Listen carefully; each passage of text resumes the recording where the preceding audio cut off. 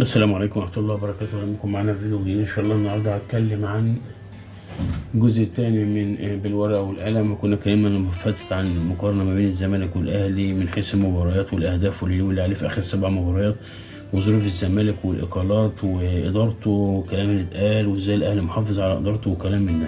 وقلت لكم في جزء تاني إن شاء الله هنتكلم فيه عن أهم اللعيبه وازاي الفرق ما بين الاثنين. يعني بعض اللعيبه مش كل اللعيبه. لو جينا كده مسكنا من ورا في حراسه المرمى محمد عواد لنادي الزمالك، محمد عواد بصراحه يعني حارس مش وحش، يعني منتخب قومي، محافظ على شباكه، بيلم الدنيا حلو برضه وكله تمام، بس برضه مش في نفس مستوى الشناوي. يعني الشناوي في الاهلي لا، حاجه تانية، عالمي، منتخب ثابت، كاس عالم للانديه، عد من حراس المميزين، يعني افضل كام سنه كده فوق محمد عواد. فده يفرق مع نادي الاهلي. انا بجيب بعض اللعيبه في كل مركز كده على السريع، يعني وليس يعني بالحصر. لو جينا كده في خط الدفاع، يعني محمود متولي حدث ولا حرج، راجل هدوء، ثقه، ماشي، ما بتسمعش حاجه عنه، هادف تصرفاته، بيعرف بيعمل ايه في الملعب، بيعرف ازاي. لو جينا بصينا مثلا قدام حسام عبد المجيد، لا برضو بصراحة راجل محترم، هادي، ثقة، تصرفاته في حاله، مفيش مشاكل والدنيا. انا بس في بعض المراكز لو جينا بصينا كده في خط الوسط، ديانج، لو جينا بصينا في خط الوسط دونجا في الزمالك، لعيب طبعا لا غبار عليه. لو بصينا من اللمة التانية مثلا في نفس مركزه اليو ديانج مثلا، مش هقول على عمرو السولية، لا ده فوق شوية، ده فوق سنتين أولى. اليو ديانج احتراف أفريقي، يعني كان في كلام انه يروح يلعب في الدوري التركي وبعديه الدوري الإنجليزي، فده سنة. فشوف الفرق بيبقى ماشي ازاي. طب لو نزلنا بقى تحت شوية في المعمعة، طاهر، محمد طاهر، ولا حسين الشحات، ولا مجدي قفشه، في المقابل بصراحه قدام سيد زيزو، احمد سيد زيزو، ولا امام عاشور.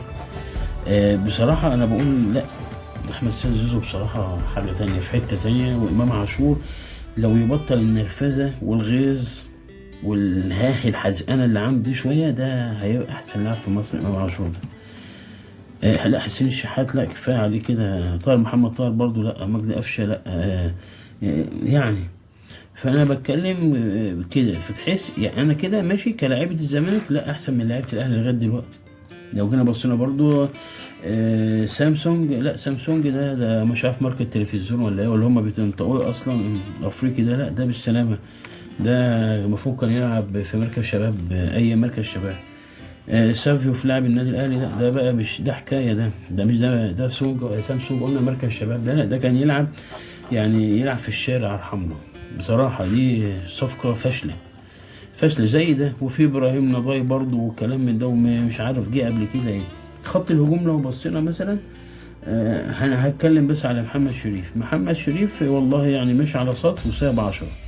يعني قبل ماتش الزمالك ما كانش موجود، ينزل ويروحوا بالسلامة مش لاقيينه. بعد ماتش الزمالك جاب جولين، بقى هو النجم العالمي، هوبا ما فيش غيره، انت فاهم. فمحمد شريف برضو مش من المدافعين. يعني هنبص للتانية الجزيري، بصراحة الجزيري ده أنا بعتبره، يعني لو بصينا الجزيري في اللمة التانية في الزمالك، لا الجزيري بصراحة لعيب. أنا بعتبر هو ملوش حظ، ما بيجيبش جوان، بس لعيب. أنا بعتبر الجزيري دوت، سيف الدين الجزيري ده في حتة تانية والله. بس هو عاوز ثقة، عاوز جون. راجل راح كاس عالم مع تونس، يعني طبعا في حتة تانية. لو بصينا للجناح بتوع الزمالك، لا من الجناح مفيش طبعا، بعد موضوع فتوح وجمعة ما عادش، واليمين اصلا مفيش في الزمالك. لو بصينا هنا اليمين في الاهلي بالسلامة، الشمال طبعا علي معلول، علولة ده في حتة تانية. فلما تيجي بقى تقارن ما بين الاتنين كده، لا تلاقي الاتنين نوعا ما، ان كنت برضو وسط نادي الزمالك خطير، طبعا. بس لما تبص في اللمة التانية هتلاقي الاهلي ماسك نفسه كحارس مرمى، دفاع، وينج، لا حاجة تانية برضو. فانا يعني ايه نوعا ما بحاول اقارن ما بين اللاعبين دول عشان اعرفك ان العملية مش عملية لعيبة، عملية فانيلا وانتماء للنادي، وادارة مش فاشلة، ادارة مش عارفة هي بتعمل ايه، وماشيه في هدوء تام، مش اداره طالعه انا هعمل واسوي كل حاجه، يمسك الميكروفون ويطلع يقول هوبا ده عمل وده سوى وده انا كده. فده الفرق ما بين الاهلي والزمالك. الزمالك طول عمره لا يمكن هيعرف يركب على الاهلي، بعد احترامي والله العظيم للاهلاوي، انا واحد من ضمن الايام انا ولا هقول لك انا اهلاوي ولا زملكاوي، والله العظيم بتكلم بما يرضي الله. والاهلي عمره ما هينزل لمستوى الزمالك، الاهلي طول عمره هيفضل الاول، والزمالك والله لو حافظ على التاني يبقى كرامه، مش كدوري ككله. شوف ترتيبك في الدول العربيه، شوف ترتيبك في افريقيا، في ما بين العرب، شوف ترتيبك العالمي ايه. فانت عاوز تبقى زي الاهلي يا عم وماله، ده منافسه حلوه، ده ازاي تولع الدنيا كده وتبقى مثلا زي السيتي والمان وتشيلسي وليفربول كلهم بيموتوا بعض عشان يقدموا كرة جميلة. لا، لازم تظبط إدارة، مش كل حاجة تطلع تتكلم وهذا لما الميكروفون ويطلع على أمير يلا ونقول ونسوي على إيه يا عم.